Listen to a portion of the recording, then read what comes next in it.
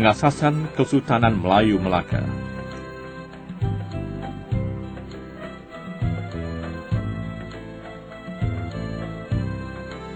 Melaka adalah asas pembinaan bangsa dan negara Malaysia.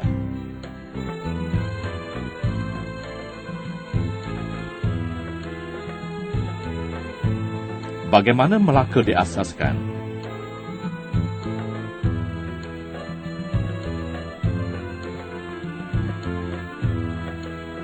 Siapakah tokoh yang berjaya menjadikan Melaka sebuah pelabuhan perdagangan terpenting?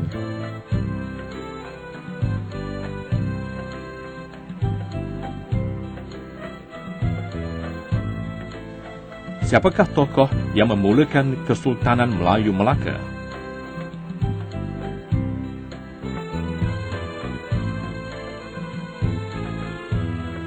Bagaimana Melaka Bandar Raya bersejarah mendapat nama?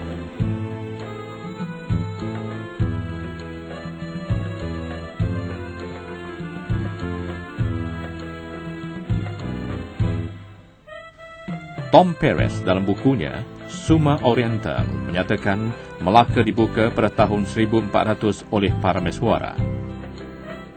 Para sejarawan juga bersetuju pengasas Melaka adalah Parameswara. Menurut Wang Gungwu dalam artikelnya bertajuk The First Three Rulers of Melaka, Melaka diasaskan oleh Parameswara sekitar tahun 1390. O.W. Walters dalam bukunya yang bertajuk The Fall of Sriwijaya in Malay History menyatakan Parameswara mula membentuk kerajaan Melaka pada tahun 1399 hingga 1400.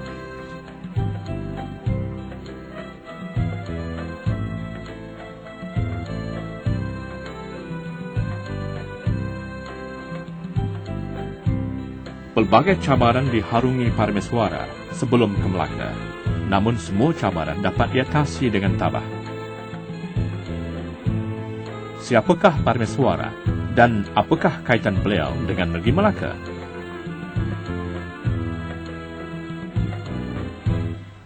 Hujung kurun ke-14, Palembang adalah sebuah kerajaan yang terletak di timur Sumatera. Palembang pernah menjadi pusat kerajaan Sriwijaya. Selepas kejatuhan kerajaan Melayu Sriwijaya, muncul pula kerajaan Majapahit dan berjaya menguasai kawasan Sriwijaya termasuk Palembang. Justru, Palembang menjadi negeri di bawah kekuasaan Majapahit.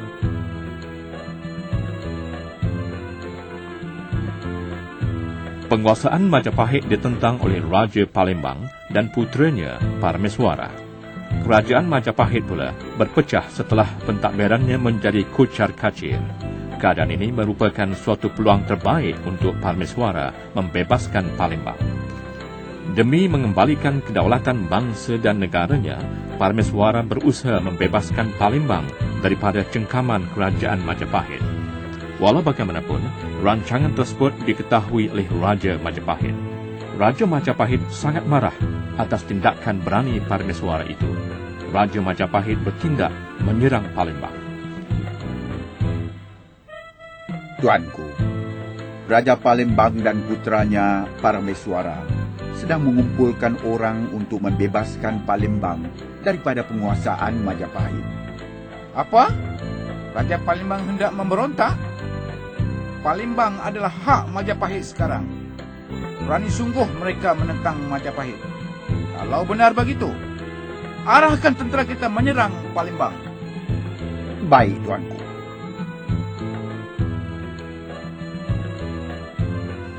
Wahai pengikut beta, nampaknya kita tidak berupaya membebaskan bumi Palembang. Angkatan tentera Majapahit terlalu kuat. Beta membuat keputusan untuk berundur ke Temasek. Baiklah, tuanku. Kami akan bersiap untuk mengiringi tuanku.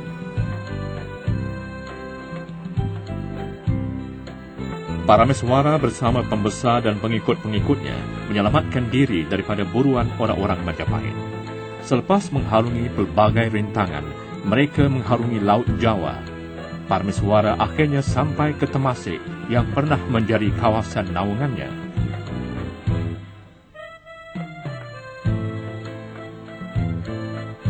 Ketibaan Parmeswara dan pengikut-pengikutnya di Temasek disambut baik oleh pemerintah Pulau Temasek, iaitu Temagi. Mereka berasa selamat di situ. Temasek berada di bawah naungan Siam. Parmeswara dapat melihat potensi yang dimiliki Temasek untuk berkembang maju. Parmeswara berhasrat untuk memiliki Temasek. Wawasan beliau untuk mendirikan sebuah kerajaan berdasarkan kedudukan Temasek yang strategik.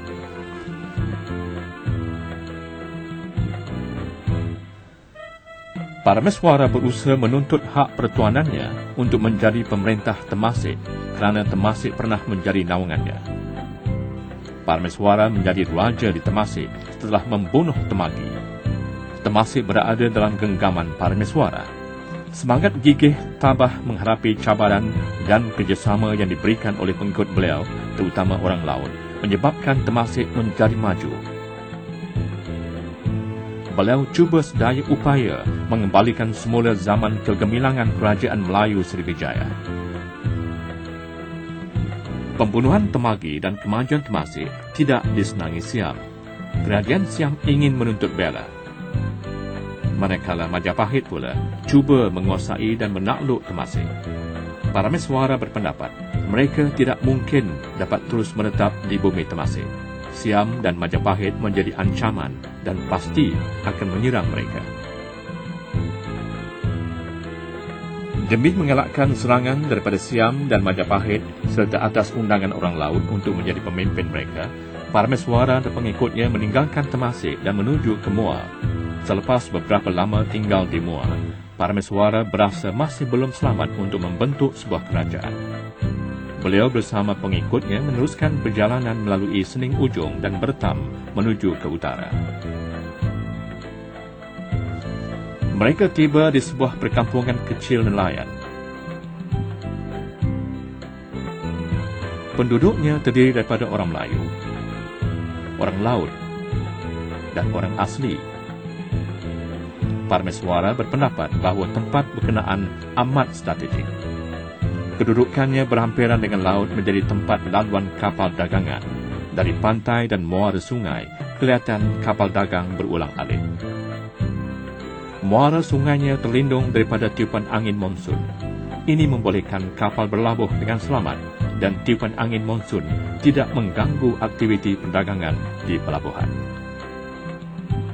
Bentuk muka bumi yang berbukit bukau boleh dijadikan panduan oleh pelayar dan memudahkan pembesar memerhatikan keselamatan di Selat Melaka.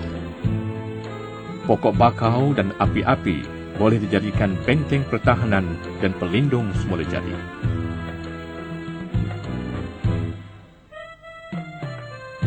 Bekalan makanan dan air bersih juga mudah diperolehi. Pengikut Parmeswara mencarankan supaya mereka menetap di situ. Mereka berjanji untuk memberi taat setia kepada Parmeswara. Mereka yakin tempat tersebut berpotensi untuk maju. Menurut buku sejarah Melayu, nama Melaka diperolehi sempena nama pokok Melaka, tempat Parmeswara berehat ketika melihat peristiwa seekor pelanduk menendang anjing perburuannya. Pada pandangan Patik, tuanku kelihatan letih. Patik cadangkan kita berehat di bawah pokok besar di tepi sungai sana. Baiklah, kita berehat sebentar. Silakan tuanku. Ketika Parmeswara berehat di bawah pokok Melaka, beliau melihat satu peristiwa yang menakjubkan. Lihat, pelanduk itu menendang anjing pemburuan beta yang jauh lebih besar dan lebih gagah. Sungguh luar biasa kejadian ini. Tidak pernah beta lihat seekor pelanduk kecil begitu berani mengalahkan anjing perburuan. Kejadian ini menghairankan beliau dan memberi petanda bahawa tempat ini sesuai untuk dijadikan negeri. Pada pendapat beta, tempat ini baik sekali untuk dijadikan negeri. Apa nama pokok tempat kita berteduh ini? Kayu Melaka namanya, Tuanku. Jika demikian, Melakalah nama negeri ini. Apabila ditanya apakah nama pohon tempat baginda berteduh, orang di situ menjawab, Kayu Melaka namanya, Tuanku. Maka titah baginda, jika demikian, Melakalah nama negeri ini. W.G. Shalbag, Sejarah Melayu.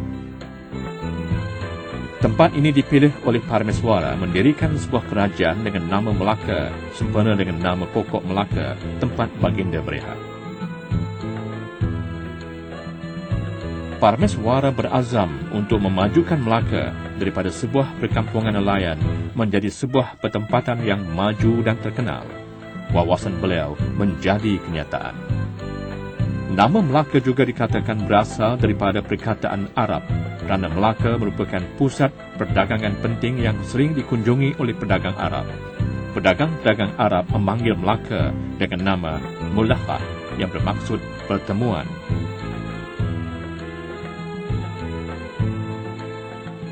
Selain itu, Melaka juga disebut sebagai Malakat, iaitu perhimpunan segala dagang.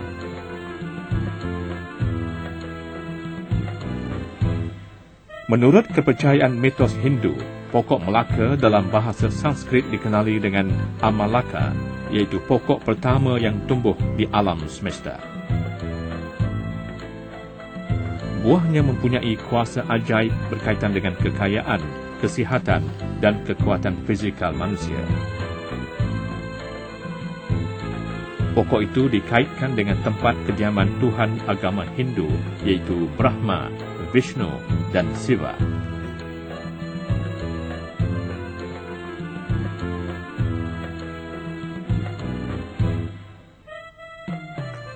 Parameswara bukan sahaja bijak mengatur strategi, malah sifat kepimpinan dan wawasan baginda sewajarnya dicontohi dan diamalkan dalam kehidupan seharian.